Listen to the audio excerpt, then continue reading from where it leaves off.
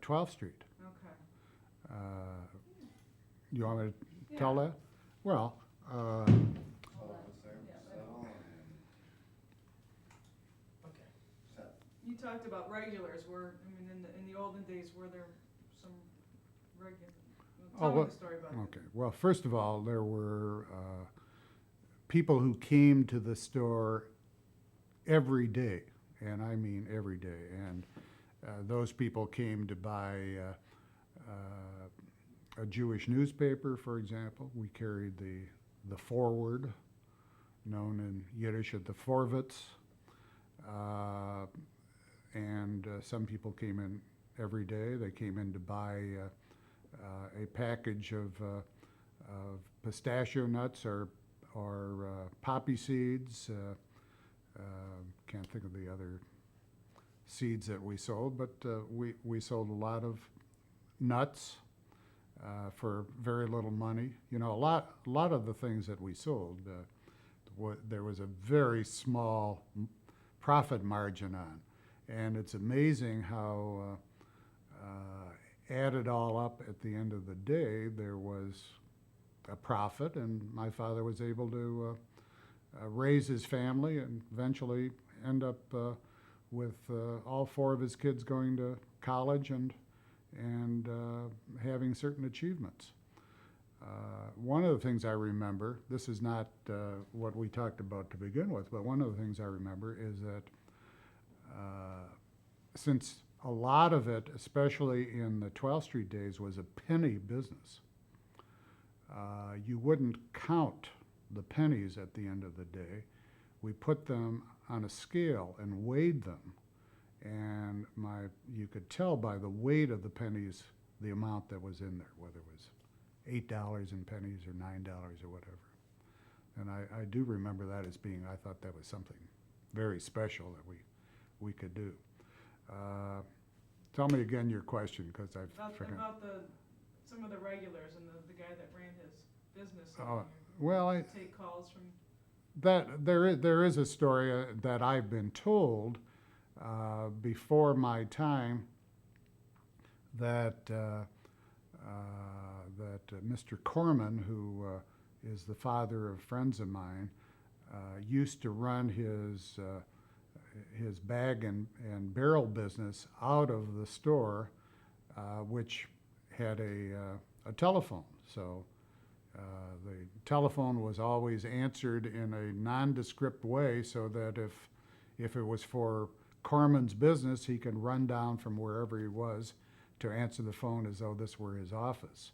And maybe that was done by others too, I don't know. He was a friend of Uncle Max's. I love that story. Tell me about, we talked about the change from 12th to Dexter, but talk about how the neighborhood sort of changed and moved out in that migration of Well, that's an interesting sociological study in itself, because I think as the neighborhood changed, as Jewish people moved further northwest, which was the trend, their character changed too. I think in the earliest days there were many more of the average Jewish person who tended to be religiously orthodox, more observant, and as the change came into the Northwest, I think an Americanization occurred. There was much more of a intermixture with other people. It seemed to me, at least, that's the way it seemed to me. And of course, when we moved to Dexter, the store, we moved, as I say, to Collingwood, where we had a single home. I mean, that was big stuff. We had a home with bedrooms upstairs and a neighborhood, and really quite an advancement for us in terms of the status of our culture. What do you think was some of the big reasons behind that migration, or that move out in the neighborhood sort of? It was just, I think it was, as I say, upward mobility. It was just success. People were having jobs. Don't forget the Depression was ending. The war in Europe had begun. People had more jobs. They had more money, and they were looking for better living conditions, and they were able to. In the 30s, people were struggling. That's kind of interesting in itself, because I know they were struggling because I've read about it since, but we were very insulated from it in our family. Not that my father had a lot of money, he just made sure that whatever his children needed at any time, we got. If we needed a pair of shoes or a new suit for the holiday, we always had it. So we didn't experience that sense of being poor. I know we have, let's talk about the picture. Hold on I know one second. we're almost done here, we'll get. Okay. I mean, the fact of the matter is that I could talk, as you know, And for a long it's- time. and And it's so fascinating, I mean, I'm trying to, okay. Have we gotten into the good stuff? You want to get into the picture at all? yeah, let's talk. Right. I know that we have one picture of the inside of Dexter, but from more of your memory, describe the store for me a little bit. Okay. Well, that picture, which we're going to get into, I know is very interesting because it shows you the price range of things. Hot fudge sundae, 12 cents, that kind of thing. But the store was really more than just a candy store. I would describe it as a drugstore without drugs. We sold school supplies. We sold a lot of toys, magazines, tobacco. Tobacco is, of course, a very big thing. We sold cigars, all different types of cigarettes, not only the typical brands, Camels and Lucky Strikes, but I remember we had a lot of very unusual Turkish tobaccos that special customers would come in for. Players, which was a Canadian cigarette that some people particularly liked. What about the layout? No. What about the layout of the store? Booths, I mean, Yeah, we had, now once again, this is Dexter, although the stores weren't very dissimilar, 12th Street or Dexter, but there were booths on the side that sat two people on each side of the booth. There were stools along the soda fountain, quite a few of them, and people stood behind the stools at the soda fountain, waiting for the person ahead of them to get up so that they could sit down. But we often served people just standing there because the store was typically so crowded on a warm night. I remember cold nights when there was nobody in the store too, but that was less typical. And tell me a little bit about some of the prices from the picture. We can see some of the things that you sold. Oh, I remember at one point, and this has to be fairly early, where a single dip ice cream cone was 3 cents, and a double dip ice cream cone was 5 cents. And they were very good size scoops. And of course, one of the stories involving myself was that we would also sell ice cream by the bulk, not only packaged ice cream to take home in boxes, which came from the Hostess Company, which was our ice cream company, but we would also pack it ourselves. And the idea, of course, was to put a pint of ice cream into a pint box. When I first started out, I used to take the ice cream scooper and tap it down to the point where I was probably putting in a pint and a half of ice cream in a pint box. That was quickly stopped by my father when he saw it, and he explained to me, don't tap down so hard. Let me touch these guys a little bit. John,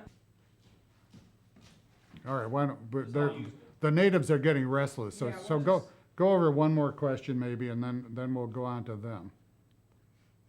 I kind of, I hushed it, we're good for another 5 No, no, no, but that's Yeah, our, well, we wanna- because we'll get the I food. want to go get the You food and, get the quote you always say, a lot of people live above a store, but we live. no, to have Miles tell you about that. That's Okay. something he can talk about. we talked about, yeah, just check your list real quick, because you had a lot of the things. Mm-hmm. No, I've really covered, we did, what else do you have there, other than Yeah, that? We that's can, almost we can all. come I back to. just hit a lot of things, just, my last question was kind of just, when, your memories of seeing your father the happiest, and what,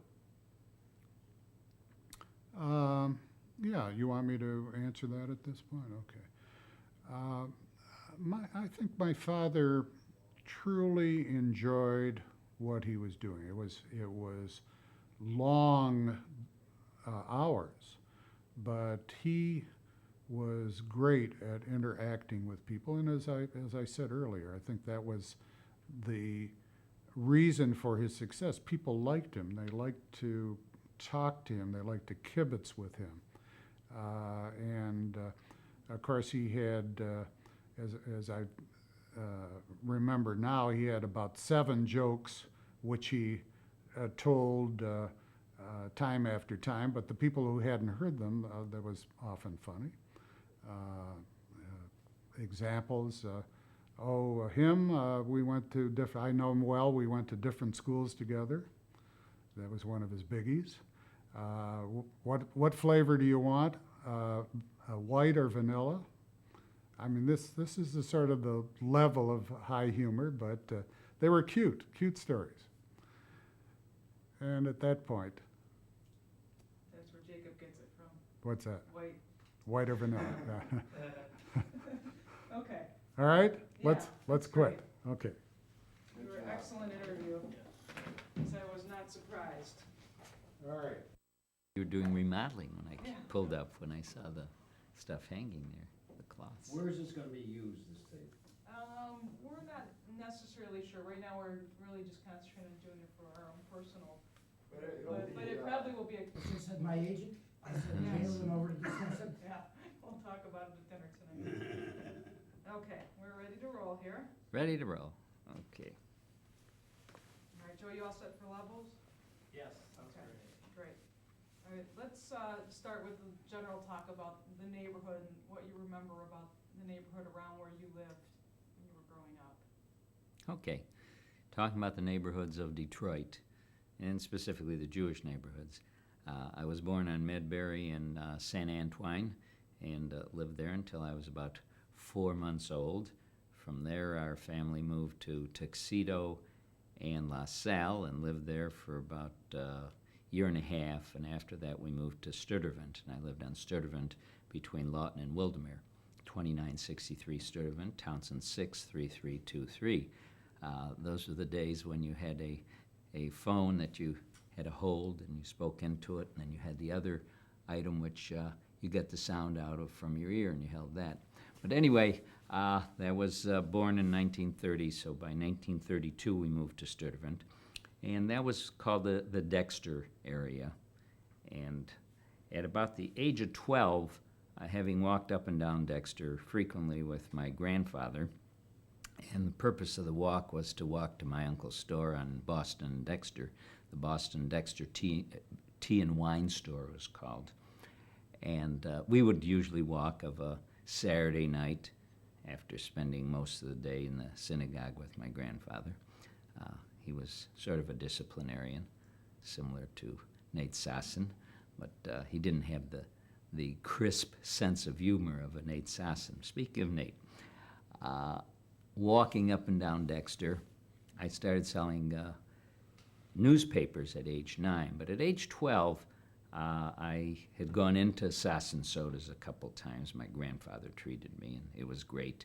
In those days, you didn't have much in the way of ice cream at home or anything like that. Had to go out to get it. The most they had was a flat pack that Hostess put out. It looked more like perhaps an ice maker of years ago, which was flat, and you'd clip it open and the cubes would come out. Well, instead they had this ice cream that you could keep at home, but it was expensive. It was about 25 cents for a pint. It was a flat pint. So we'd stop in to get ice cream occasionally. And one day, for some reason or other, I asked Mr. Sosin if he needed any help because I was going to be out of school that summer. And I thought maybe I could make some extra money. And he said, sure, come in next week. So I came in next week, and I was hired at 25 cents an hour. And I pointed out to him that I had another business. I was a paper boy, and that I just wanted this to augment my full-time work, which I hope to continue with, and I did up until about the age of 14. So he hired me, and I guess I probably worked about 30, 40 hours a week.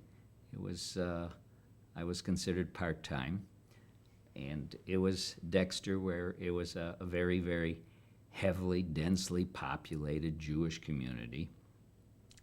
Jewish, I think, because it was the generation that came to this country, perhaps in the 1910s, 1920s, 1930s, and they felt comfortable living together. We did not ever, that I can recall, call it a ghetto or Jewish ghetto of any sort. It was just comfort. There were synagogues, there were kosher butcher shops, there were bakeries, drugstores, and fortunately, Sosin sodas. Fortunately for me and the rest of the Sosin family, I'm sure. I did not live on 12th Street, so did not know Sosin sodas there. But Nate hired me, and I came to work, and he said, well, we got to show you what you have to do. And he taught me how to wash dishes. And most of the time, Nate was sort of a disciplinarian, but he was the type of guy that, very much like Ralph, he kept showing me that most of the time he was doing the dishes himself. And that's how it was working with some of the Sosin, members of the Sosin families, except for Hilbert. Hilbert was the oldest son, and Hilbert, he was sort of known as the Gestapo around there. This was 1943, and I don't even know if we used that expression then, 42 and 43. But he would really give orders and stand over you and make sure you did it right. But on the other hand, Ralph would usually rather do it himself than tell the other employees. And I think they were all Sosins, with perhaps the exception of myself and maybe one other person. Were you considered an outsider? I mean, was there something about that you weren't part of family that was hard for them to? Well, not really. I knew I wasn't part of the family, but I was one of the people that worked there and had a job to do. And imagine 25 cents an hour, that was a lot of money. So I wanted to do it and do it right. And if I recall, I think the first couple months, my main job was cleaning the tables from the booths they had, wiping down the counter, sweeping if necessary, and doing the dishes. In addition to that, Nate trained me in making the chocolate phosphate, the syrup, and that really was one of the most important things he had to differentiate himself from his competitors. One, Nate Sosin was he had a dry, crisp sense of humor, a Yiddish-type sense of humor, and I understood Yiddish, so I enjoyed listening to him. He was a good instructor. He knew what he wanted, and he expected that you were going to perform. And one of the things that he taught me was how to make this chocolate phosphate, and it was quite an event. First, some big bags of powdered chocolate would come in, and it would sort of go into a basement that it dropped through from the first floor, and we'd get this chocolate powder that was dropped down there in huge 25, 50, maybe 100-pound sacks. And then we'd buy sugar, as I recall, in the same quantities in the bags, and they'd be in the basement. And one day he took me down there, and I learned how to make the chocolate phosphate into a syrup. And we used this powdered cocoa. And then we used the sugar, and then we used hot water, and we stirred. But I think the great thrill, maybe with the cocoa, we must have gotten high from it, because you know what a cocoa bean will do to you, and this is all powdered cocoa. But that was one of the things that Mr. Sosin, I think, used to differentiate himself from the competition. There were a lot of people that came to that store that he knew from 12th Street, and a lot of people from the other areas. The competition then consisted of George V. Drugs across the street, and they had a soda fountain, Birnbaum on Fullerton, which was about 4 blocks away, and a few other stores that, if you went south to Webb, there was Eagle Dairy, and they had ice cream and milk and other things. But his phosphates, especially the chocolate phosphate, was the talk of the neighborhood then. That was the place to go for a chocolate phosphate. It was the place to go. He taught me that, and I think he was very helpful in my business career anyway, because he always taught me that you have to take care of the customer and give them good quality. And talk a little to them if they want to, and if not, leave them alone.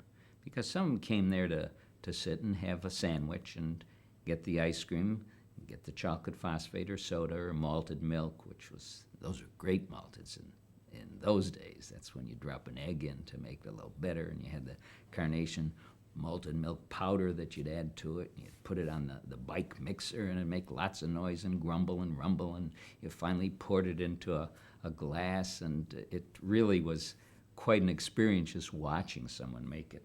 So I learned how to make the chocolate phosphates, and learned how to take care of customers there, learned how to differentiate yourself as a businessman from your competition, because it was his chocolate phosphate. And then another secret item he had.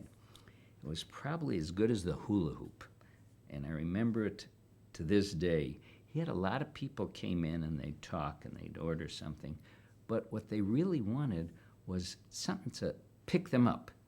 And what he had in those days was aromatic spirits of ammonia, and he kept it in a bottle, and I think it was sort of like a Coke bottle with a cork in it.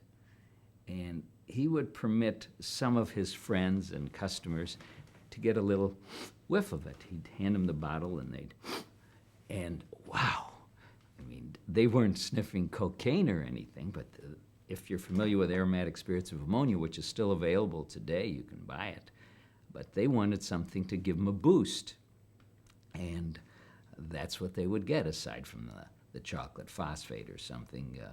With his phosphates also, aside from chocolate, I recall he used the pure fruit of the chopped up cherries and the chopped up grapefruit, pineapple. It was pineapple and cherry and strawberries, and they're all chopped up, and you put it as a base as a phosphate and build it up into a very, very nice cold drink. And people were very fond of that in those days. In addition to build his following, he would try and give them something extra. So some of the kids would come in for a sundae, or little kids, he'd put a extra cherry on their sundae, or the soda, he'd put one on top after he put the cream on it. So there was a lot that I particularly learned in those days. But he was a real stickler, though, wasn't he? I mean, there was only one way to do things. That's right, but it was the right way, and it was his way. And it was based upon experience, because he certainly was successful there. And this was a nickel and... Excuse me, Nance, why don't we try it one more time? Okay. His way, right way, just like right from the top. How, was there only one way to work for Nathan Sosin? It was his way, which I certainly felt was the right way, and in many respects, perhaps copied some of those things as I started my own business career a number of years later. The important thing then was that a young person could go to work in a store of this sort. Today, you have to get a working permit. You have to be over 16. Forms had to be filled out. I remember when I went to work for Sosin Sodas, I didn't have to fill out anything. And at the end of the week, he gave me the money, and I said, thank you very much, and we went on for another week. And I recall I worked there for perhaps a year, year and a half, and after that, I had an opportunity to work in a drugstore. So I went to work there. But there's certain things that stick out in my mind. It was a close-knit family. He was very proud of all of his children. There was a daughter who must have been 3 to 5 years old when I worked there. I can't recall her name, but the other children I did. And Mrs. Sosin would come in occasionally. And she also was a stickler for discipline and doing things right and taking care of the customer. And she would come in during busy times. But it was fun for me, and it was very gratifying because I was able to earn a few extra dollars. And perhaps my dad died when I was 2, and perhaps maybe Nate Sosin might have been a father image to me because here the other kids were around him, the other sons. So I was very happy and fortunate I was able to work there. As I said before, I don't know if youngsters today at age 12 can work in that type of environment. If they're lucky, they can get a job as a paper person. Notice I said person rather than boy, because now we have both sexes delivering papers. Let me ask you- Another thing that comes to mind there.